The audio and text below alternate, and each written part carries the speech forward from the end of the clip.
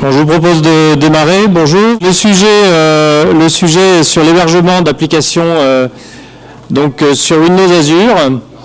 Windows Azure, c'est le cloud pour les développeurs de Microsoft et puis également un cloud sur lequel on peut héberger des machines virtuelles depuis assez peu de temps, puisqu'il y a une nouvelle version qui est sortie depuis le 7 juin.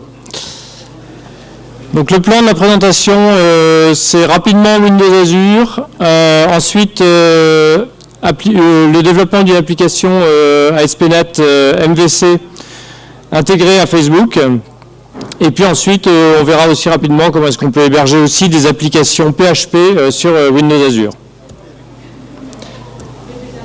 Donc Windows Azure, comme je vous le disais, c'est du cloud. Donc le cloud en fait se caractérise par rapport à de l'hébergement classique par le fait qu'il y ait une mise en commun d'énormément de ressources pour des applications assez diverses, que ce soit du self-service, c'est-à-dire qu'il suffit d'aller en général sur un portail pour pouvoir récupérer des informations, et puis récupérer aussi un petit bout de cloud pour sa propre application.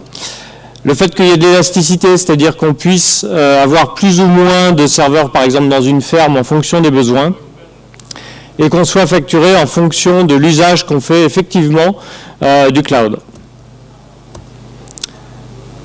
On a toute une gamme de possibilités en fait en allant de l'informatique classique qui est l'informatique physique jusqu'au software as a service avec des services déjà finis et sur lesquels on peut juste faire un petit peu de configuration, mais sur lesquels on n'a pas forcément beaucoup la main. Donc il y a vraiment tout un continuum, donc avec de l'informatique classique sur du physique, qu'on peut virtualiser. Et puis ensuite, on peut arriver sur du cloud avec de l'infrastructure as a service. Donc là, ça s'adresse à des personnes qui manipulent des machines virtuelles. Le platform as a service qui s'adresse plutôt à des développeurs d'applications. Et le software as a service qui s'applique en fait et s'adresse à des utilisateurs finaux. Donc si on regarde un petit peu plus dans le détail les types de cloud, entre de l'informatique classique où effectivement on va gérer tout, du réseau jusqu'aux applications, toutes les différentes couches qu'il y a entre. On va avoir l'infrastructure as a service où en fait l'utilisateur du cloud va gérer jusqu'à l'OS, mais tout ce qui est hardware va être fourni, d'où le nom de infrastructure as a service. Le platform as a service, en fait, le fournisseur de cloud monte un peu plus haut, et donc on ne maintient que du code. Et dans le software as a service, là on maintient juste l'usage. Donc dans Windows Azure, on va avoir effectivement toutes ces caractéristiques liées au cloud. Et puis, par-dessus ça, on va avoir trois grandes briques fondamentales. Donc la première, c'est Compute, donc qui va correspondre à tout ce qui est la puissance d'exécution typiquement des machines virtuelles, de la CPU, etc. La deuxième partie, c'est ce qui correspond à la gestion des données, donc base de données relationnelles ou non relationnelles, stockage de fichiers. Et puis la troisième, c'est le réseau. Donc que ce soit entre les services qui sont hébergés dans le cloud et l'informatique à demeure, c'est-à-dire le data center de l'entreprise par exemple, ou que ce soit de l'autre côté le fait de pouvoir avoir du load balancing entre différents data centers. Dans la partie compute, en fait, on va avoir une partie cloud. On va aller dans l'infrastructure de service avec les machines virtuelles. Donc ça, c'est cette partie-là, où là, on va effectivement provisionner de nouvelles machines virtuelles sur lesquelles on va installer soit Windows, soit Linux, soit différents OS. Et à partir de là, on va commencer à monter les stacks et les différents logiciels pour pouvoir installer ses propres services. Ensuite, on va aller dans le platform as a service où là, il y a deux formes de cloud de platform as a service. Il y a Cloud Services sur la gauche qui correspond en fait au platform as a service tel qu'il existait sur Windows Azure depuis un certain temps, depuis 2008 quand c'est sorti, et qui permet d'avoir en fait de déployer du code et ensuite Windows Azure va déployer dessous pour faire tourner ce code des machines virtuelles dans lesquelles on va pouvoir se connecter sur lesquels on va pouvoir exécuter des scripts aussi. Donc dans le code qu'on va fournir, on va fournir non seulement le code de l'application, mais également des scripts, par exemple, pour installer un Tomcat dessus ou des choses comme ça. Et puis, il y a une autre version qui est un peu plus restreinte en termes de ce qu'on peut faire, mais qui est plus facile à utiliser, qui est Websites, où là, en fait, on va pouvoir déployer directement un site web sur le cloud, directement, sans se préoccuper de beaucoup d'autres choses que le code vraiment de l'application ASP.NET, PHP ou Node.js typiquement. Ensuite, on va avoir tout un ensemble de services qui sont au-dessus, donc des services de CDN, de cache distribué, etc., qu'on va avoir. Par exemple, là aussi, il y a des services de médias, c'est pour faire de l'encodage de vidéos, des web services qui permettent de faire de l'encodage de vidéos, etc. Et puis, comme c'est essentiellement du platform as a service, on va avoir les SDK qui vont permettre de développer dans différents langages. Donc on a au niveau PaaS les websites et les web roles. En fait, web role c'est ce qui correspond à Cloud Services et websites, websites. Donc en fait, on va avoir sur la partie websites une façon de démarrer plus facile. Donc par exemple, on va avoir entre autres de l'intégration avec Git, avec FTP. On peut aussi déployer quand on est sur Windows, on peut déployer aussi avec WebDeploy, où on peut également déployer depuis TFS en nuage, donc Team Foundation Services. Donc voilà, donc on a soit des déploiements directs, soit des déploiements via le gestionnaire de sources dans Websites. Donc ça en fait 4 quand on est sur Windows et 2 quand on est depuis un Linux ou depuis un Mac par exemple. Et puis, dans les web roles, on va avoir des capacités à plutôt se connecter, par exemple, en VPN au réseau de l'entreprise, etc. Donc, on va avoir des choses plus évoluées. C'est un petit peu plus compliqué à mettre en œuvre, mais en revanche, on va avoir des capacités plus importantes. Donc voilà, là c'est pour la partie websites en image, en fait ce que je vous disais tout à l'heure, les types de déploiement. Donc depuis un Mac, on va pouvoir déployer en Git ou en FTP, depuis un Linux pareil, et depuis un Windows, on va avoir également WebDeploy et TFS Deploy. Donc, deuxième partie, comment est-ce qu'on peut déployer, comment est-ce qu'on peut héberger une application de type Facebook Canvas sur Windows Azure, et là en l'occurrence c'est une application, alors en fait j'ai développé une application exemple, dont le développement est toujours un peu en cours, mais en tout cas il y a l'essentiel pour l'instant. Donc l'idée là c'est de vous montrer un peu comment est-ce qu'on peut démarrer, et puis ensuite je vous ferai également quelques retours d'expérience sur des difficultés propres aux applications de type Canvas dans Facebook. Donc cette appli, alors il y a des guides évidemment dans Facebook, je vous conseille de lire les SDK de Facebook et la documentation qui explique évidemment comment les choses fonctionnent, puisque quel que soit le framework que vous allez utiliser, le fait de comprendre comment est-ce que c'est hébergé est évidemment important. Donc d'abord, le sujet, en fait, Need, en l'occurrence, c'est une application qui est là, je crois. Voilà. Pardon, j'y allais. Donc c'est une application toute bête qui permet en fait d'avoir une liste de cadeaux. C'est-à-dire que vous avez, par exemple, alors là c'est la famille test. Donc cette famille, parce qu'en fait dans Facebook on peut créer des utilisateurs de test, donc je les ai appelés et on peut les renommer, donc je les ai renommés test. Donc j'ai par exemple Pascal Test qui a qui lui voudrait une voiture et un vélo. Donc on peut acheter au Mans, et puis également il y a Alice qui elle voudrait un lapin et une souris si je me souviens bien.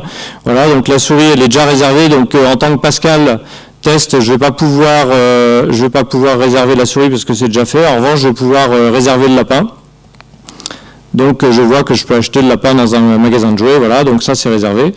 Et puis il y a une gestion, j'ai fait une gestion de personnes un peu assez indépendante de la gestion d'utilisateurs, parce que il y a le cas particulier où, par exemple, en tant que Pascal Test, je veux vouloir créer une liste de cadeaux pour mon fils qui, lui, n'a pas accès à Facebook. Enfin, j'espère. Enfin, en tout cas, j'en sais rien, mais je suppose. Du coup, je vais créer une personne, mais qui n'a pas de compte utilisateur. Donc, en fait, j'ai décorrélé, c'est pour ça qu'on voit ici, là, Pascal Test, donc ça, c'est son compte Facebook en tant que lui-même, mais il peut agir aussi en tant que son fils, par exemple. Et dans ce cas-là, il agit en tant que Fulgence Test, et donc il va pouvoir aller rajouter des cadeaux chez Fulgence, par exemple. Donc là, s'il va là, Fulgence Test, il va pouvoir ajouter effectivement des cadeaux.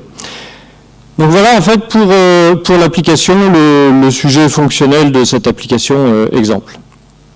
Donc, quels sont les technos de développement utilisés? Donc, c'est ASP.NET MVC4, donc MVC comme Model View Controller, le framework auquel vous êtes sans doute habitué si vous développez côté serveur, que ce soit en ASP.NET ou autre. Un ORM aussi qui est Entity Framework. Windows Azure SQL Database, donc ça c'est la base SQL Server en fait dans les nuages, c'est la base de données relationnelle.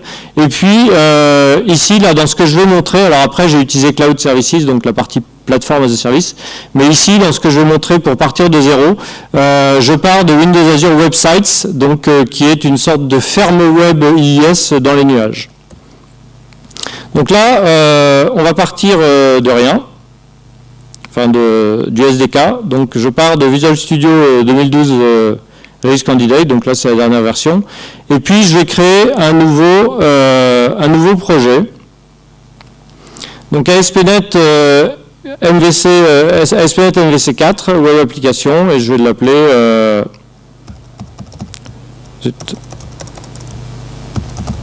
Ferme Web. Ferme Web, oui voilà. Hop. Donc voilà, je dis que c'est une application de type Internet.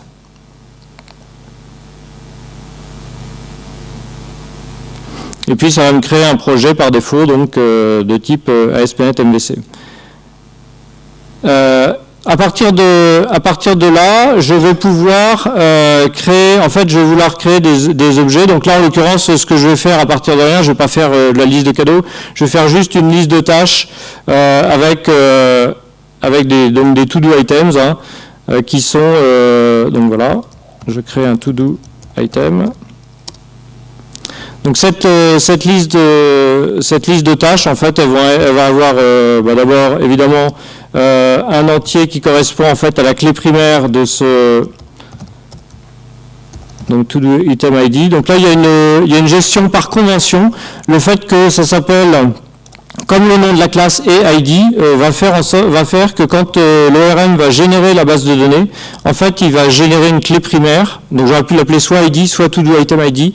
Après, si je l'appelle autrement, je peux décorer la propriété et faire en sorte que ce soit quand même la clé primaire. Mais là, en l'occurrence, c'est peut-être mieux de rester sur les conventions.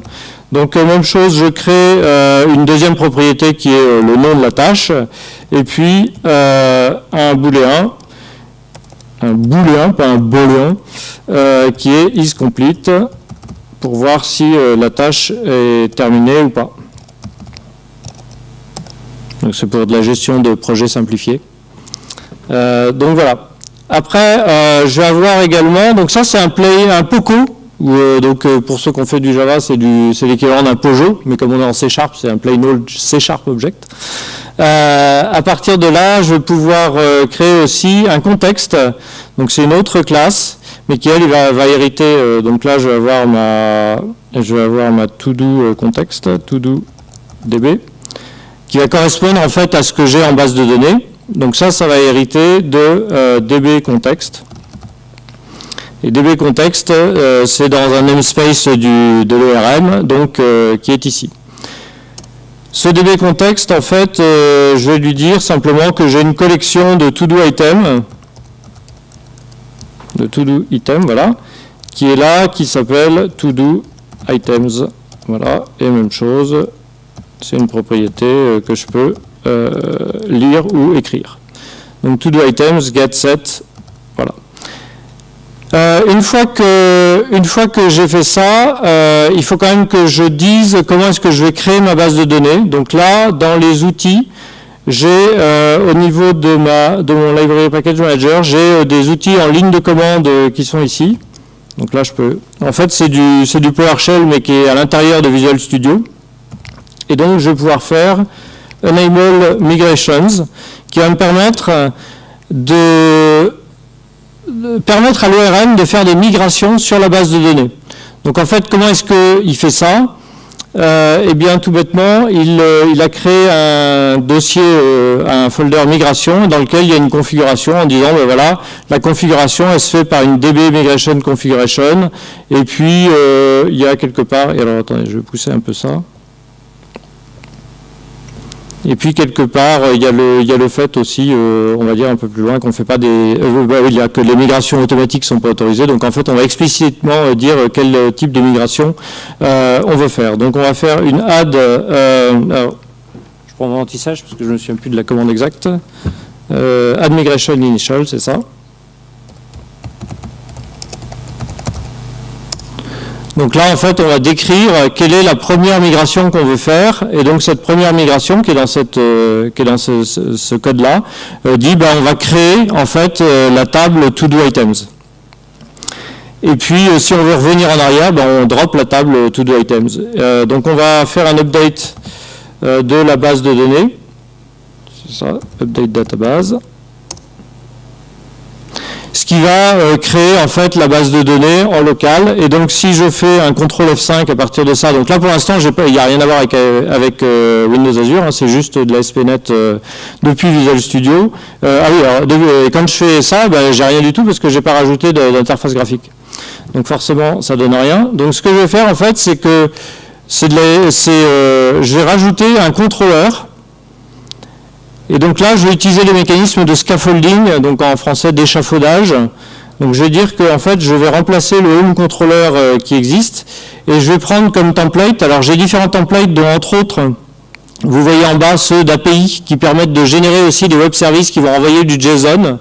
Là, en l'occurrence, ce qui m'intéresse, c'est l'interface graphique, donc je vais utiliser celui-ci. Et donc, je lui spécifie le contexte. Donc, le contexte en question, c'est ma ToDo-DB. Et puis, la classe modèle, donc là, qui est mon ToDo item. Et à partir de là, donc il me dit, est-ce que j'écrase ce qui existe déjà, c'est-à-dire l'interface par défaut? Oui.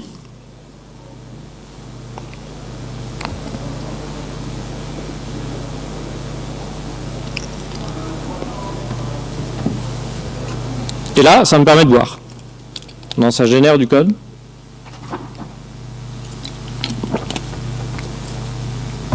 Donc ça va générer un contrôleur et avec effectivement le index, les détails, create, etc. Je vais compiler pour que ce soit au moins rouge. Qu'est-ce qui lui arrive? To do items. The get access is not. Alors, go to definition. Je vais le mettre public, hein, ce sera mieux. Voilà. Je vais compiler. Voilà. Donc on a effectivement des méthodes create, edit, etc. Donc là, par exemple, pour le edit, on va avoir le fait on va avoir le get avec l'ID qui va venir de l'URL, et puis ensuite le post à l'inverse pour recréer les choses. Et puis on a également le post, donc le postback, hein, qui va nous permettre de effectivement faire l'édition.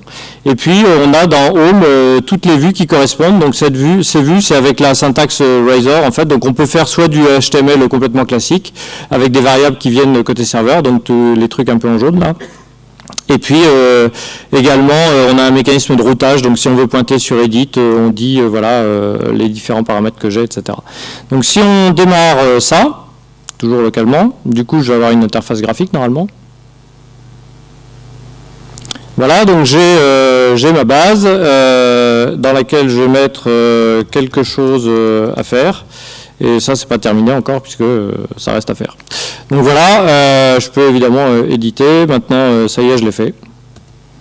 Et donc voilà, j'ai en partant vraiment de rien, en fait, j'ai pas grand-chose.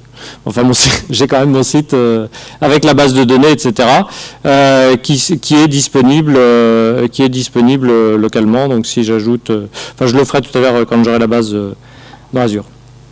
Donc maintenant, on va vouloir créer le site on va vouloir héberger le site dans Azure. Donc je vais dans le portail de développement de Windows Azure.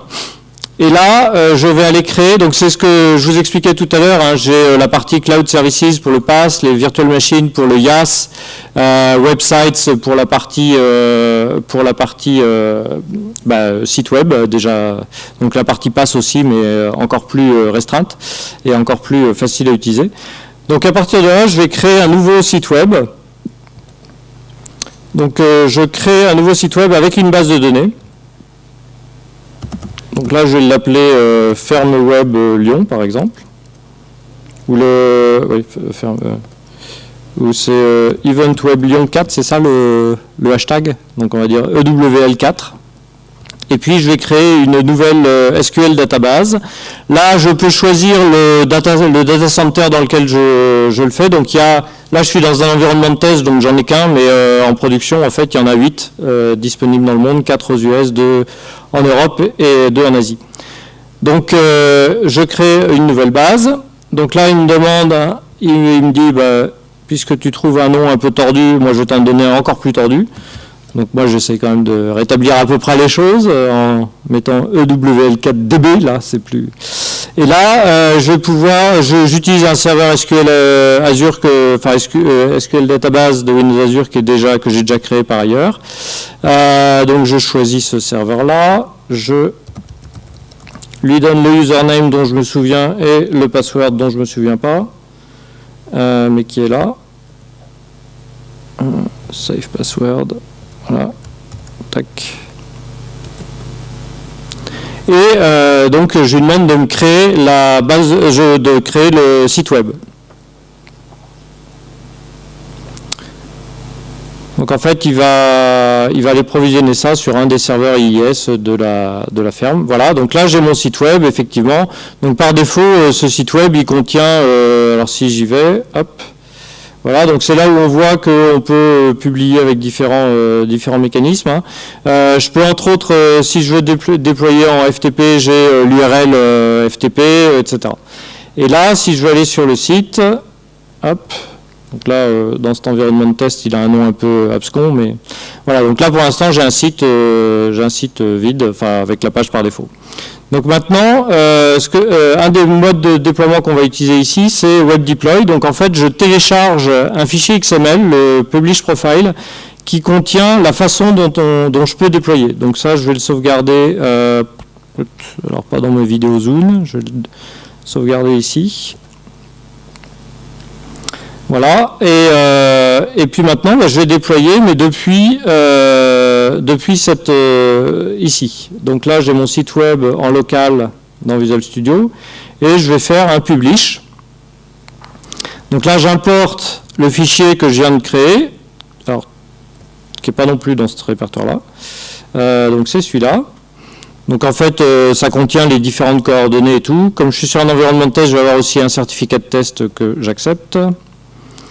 Et puis ici, il a reconnu qu'il y avait ma base To-Do, en fait, donc il me dit, et comme par ailleurs, lui, il a une base de données du côté publication, il me demande si je veux les faire matcher, donc en l'occurrence, oui.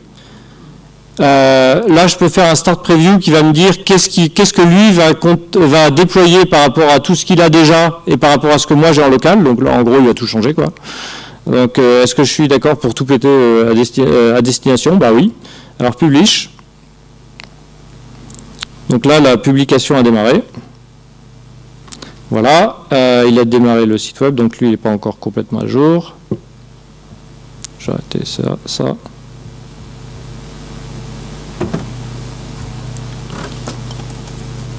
Donc il y a sans doute un peu de just-in-time compilation là.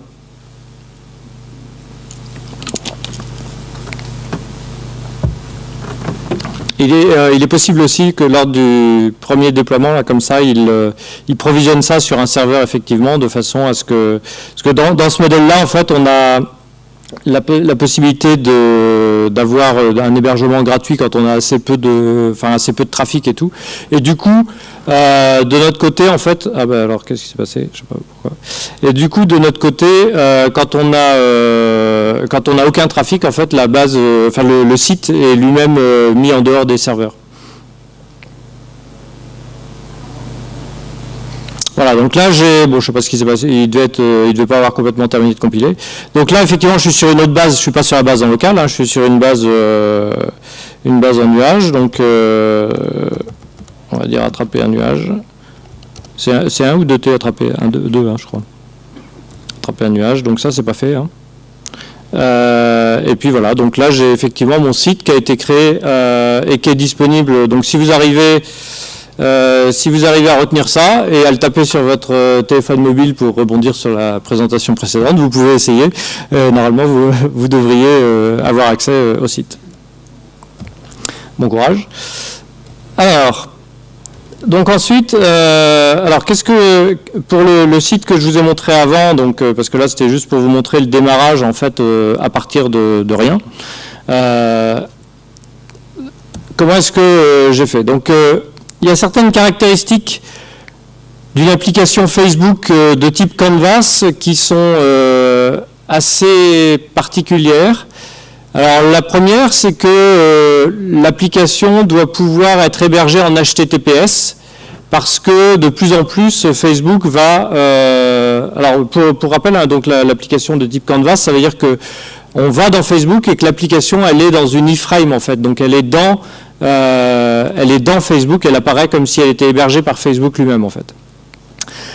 Et donc, quand l'utilisateur final va dans Facebook en HTTPS parce que il veut pas qu'on intercepte du trafic quand il est en train d'uploader une photo qu'il va montrer à tout le monde, du coup, on a besoin aussi que dans l'iframe, on soit aussi en HTTPS. Donc, on a besoin de ce support-là. On est en iframe, donc ça a des limitations sur lesquelles je vais m'étendre un peu après. Et puis on a un mécanisme d'authentification Facebook qui est particulier aussi, enfin qui est spécifique, enfin qui n'est pas spécifique à Facebook parce que ça s'appuie sur des standards comme OAuth, mais il y a des protocoles de communication entre Facebook et votre application qui sont particuliers. Donc d'abord, ici pour ce site web, je l'ai fait dans du cloud service et non pas dans du website, parce que quand j'ai commencé à le développer, website c'était pas encore sorti, c'est une première raison. Et puis la deuxième raison, c'est parce que comme j'ai besoin de certificats SSL pour un nom de domaine particulier, et que c'est pas encore supporté sur website, c'est dans les top priorités en termes de roadmap, mais ça l'est pas encore.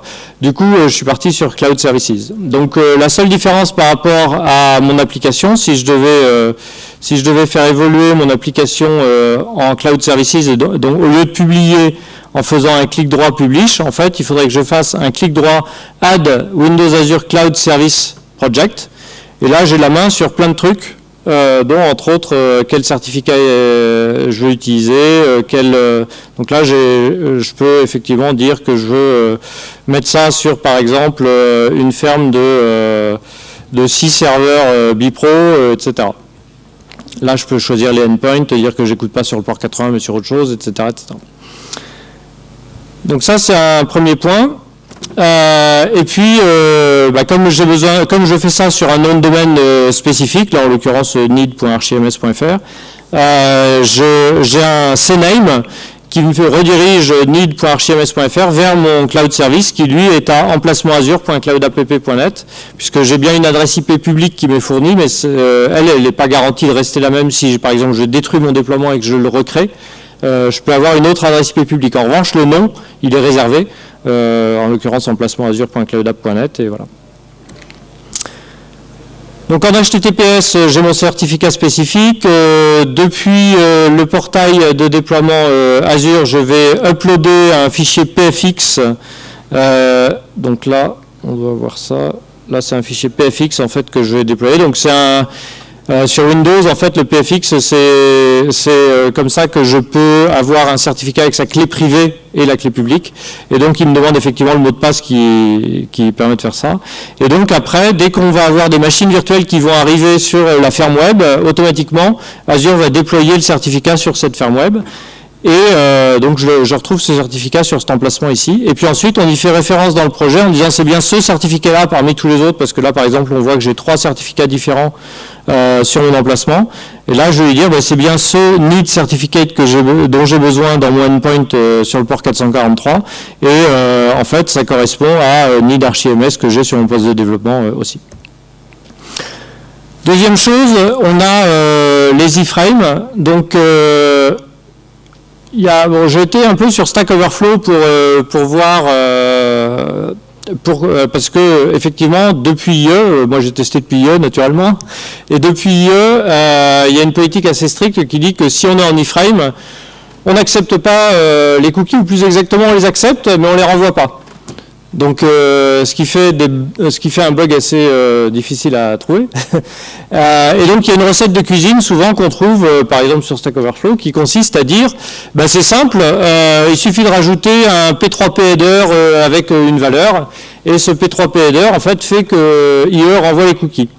Sauf que c'est pas toujours la réponse, parce que ce P3P header, il a une vraie signification. Il veut dire, en fait, il déclare les politiques de privacy que votre entreprise ou que le site web a par rapport au fait de conserver les données, par rapport au fait de vous donner accès aux données, etc., etc. Et donc, je me suis dit que plutôt que de définir une politique de privacy, j'allais me passer de cookies.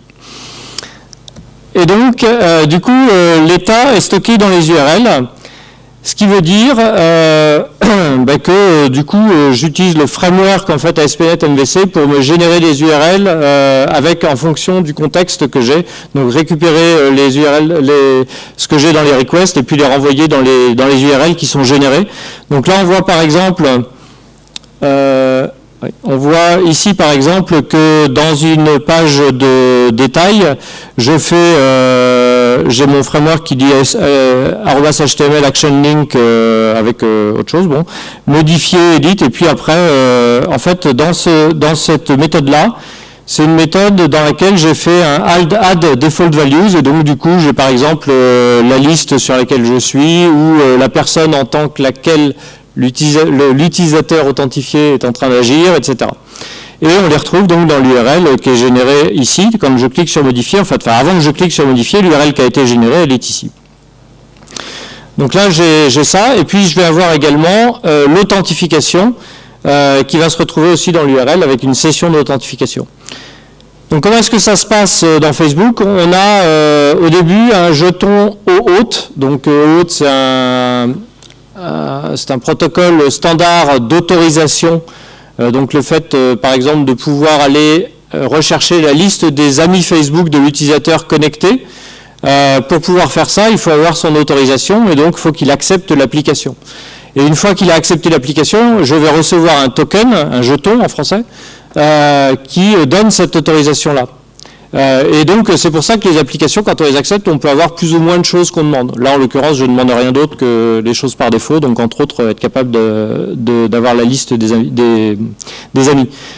Et donc dans un post initial,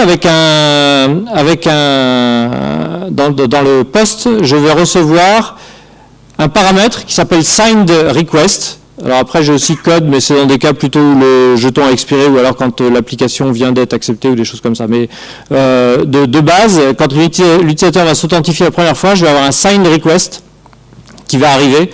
Et donc sign underscore request, et qui va contenir entre autres le jeton OAuth. Alors pour aller du sign request jusqu'au jeton OAuth, en fait il y a un SDK C# Facebook qu'on peut utiliser, il suffit en fait de le rajouter en allant dans les packages NuGet depuis Visual Studio. Enfin on peut rajouter ça assez facilement, on cherche Facebook et on rajoute cette référence. Et donc à partir de là, on peut avoir un Facebook client qui va demander soit le sign request, soit le sign request, et à partir de là, il sait se débrouiller pour trouver le token OAuth, etc.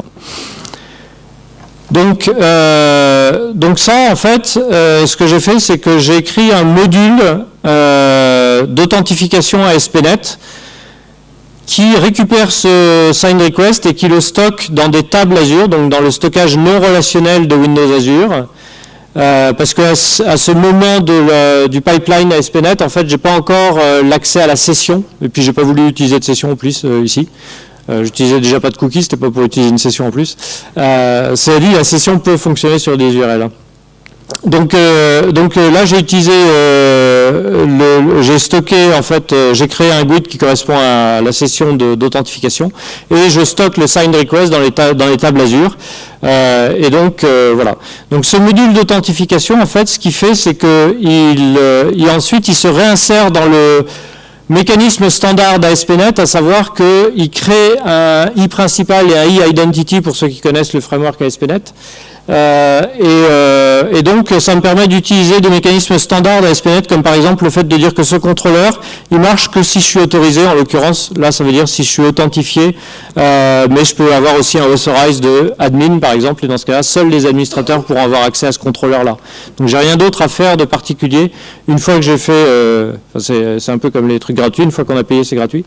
Donc une fois qu'on a fait tout le framework, tout le module d'authentification spécifique, en l'occurrence après ça marche. Donc, et puis cette session, cet ID de session, je le stocke avec U égale et puis ce GUID là. Et donc là, on voit par exemple la liste de tous les GUID qui sont ici. Et là, les rôles complémentaires que l'utilisateur peut avoir, comme admin ici, et puis le sign request. Un point important aussi, c'est que oui, on a le partition key. Donc le moteur de table, en fait, qui est le moteur de stockage non relationnel clé-valeur en fait de Windows Azure, demande une partition key dans la clé primaire, et cette partition key, elle permet en fait de répartir la charge sur beaucoup de serveurs. Donc en fait, si j'ai beaucoup d'utilisateurs, beaucoup de sessions, du coup je vais avoir plein de serveurs automatiquement qui vont se créer pour pour stocker ces éléments-là. Donc là, en l'occurrence, je calcule la partition key à partir du GUID, et puis voilà. Autre point, c'est que le jeton peut expirer aussi, puisque évidemment le sign request contient le jeton hôte et on ne lui donne pas un sein blanc pendant 15 jours, hein, c'est de l'ordre de quelques dizaines de minutes, je crois. Et donc, il faut s'y attendre. Donc là, comme je me suis réinséré dans le pipeline ASP.NET, en fait, il suffit que je dise que j'ai une authentification de type forms, ce qui fait que si j'ai un user anonyme, si je ne reçois pas le sign request ou si le sign request est mauvais, dans ce cas-là, je vais renvoyer un user nul, donc du coup je vais être anonyme et du coup je vais être redirigé automatiquement par le framework sur la page de login. Et dans la page de login, en fait, je calcule une page une URL de refresh, hein, donc ça c'est la deuxième partie. Et puis dans la vue, je lui dis voilà, merci de vous reconnecter. Alors point important, c'est que le target c'est le underscore parent, puisqu'en fait comme je suis dans une iframe, il faut qu'il se reconnecte dans la pleine page et pas simplement dans l'iframe. Donc voilà, ça c'est juste pour faire une séparation, j'ai mis une autre couleur. Voilà pour la partie hébergement de cette application exemple dans un canvas Facebook et l'hébergement dans Azure. Juste un point avant de passer sur PHP, rapidement. Oui, c'est rapide hein, sur PHP. Donc juste un point, c'est que en fait, si vous avez besoin juste de l'authentification Facebook et d'autres authentifications comme Google, etc., dans une application qui n'est pas hébergée en Canvas, par exemple, vous pouvez avoir Windows Azure ACS qui sert d'intermédiaire en fait entre toutes les identités que vous pouvez avoir et votre application web. Ça s'appuie sur les mécanismes de fédération d'identité. On passe à la partie PHP, donc je vais très rapidement. C'est pour dire que si vous allez à cette URL là, vous allez avoir, donc attention, il faut bien que ce soit en ENUS, en bas à gauche, parce que je ne suis pas sûr qu'en français la page a été mise à jour, comme ça date du 7 juin. En bas à gauche, en fait, il faut que vous choisissiez anglais des États-Unis et non pas français. Si vous changez dans l'URL, ça ne suffit pas. Vous allez avoir accès à ces différents SDK depuis les différentes plateformes, et vous avez différents cas d'utilisation des websites avec PHP. Et donc, vous avez aussi la possibilité, depuis les websites, là je vous ai dit que quand j'ai créé le website, je l'ai fait avec une base de données et j'ai fait un website vide, mais on peut aussi créer des websites directement avec des frameworks complets, enfin des applications complètes. Donc il y a des CMS ASP.NET et évidemment des CMS PHP aussi. Il y a pas de CMS Node.js, je ne sais pas si Node.js est le plus adapté pour faire un CMS complet, mais je crois qu'il y a des frameworks là-dessus. Parce qu'en fait, les trois principaux langages qu'on va avoir dans les websites sont effectivement ASP.NET, PHP et Node.js.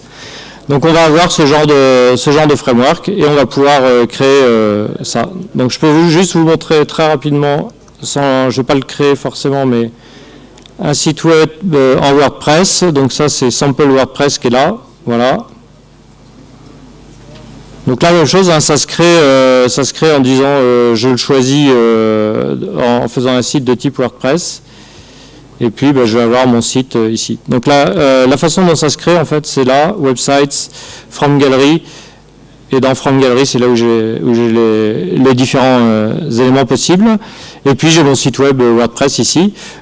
Si je l'ouvre avec Webmatrix, je vais pouvoir, donc là qui est un outil aussi qui permet de faire le déploiement via WebDeploy, je vais pouvoir avoir aussi rajouter par exemple mon propre code PHP là-dedans. Et donc si je vais sur le site à nouveau, donc je vais avoir donc fsc.php et là voilà la page la plus moche du site qui est ici. Donc voilà pour la partie PHP, c'est assez rapide. Enfin en tout cas je suis pas évidemment je suis moins spécialiste de PHP que peut-être vous sûrement mais sachez qu'il y a tout à fait la possibilité de le faire. Donc en conclusion, si vous voulez bien démarrer sur Windows Azure, vous allez sur windowsazure.com, c'est là où il y avait la partie développe, PHP, etc. Et puis, si vous voulez voir le code source de l'application Need, c'est sur cette URL-là, donc ak comme also known as .ms comme Microsoft et /need01 parce que je ferai peut-être d'autres blog posts dessus.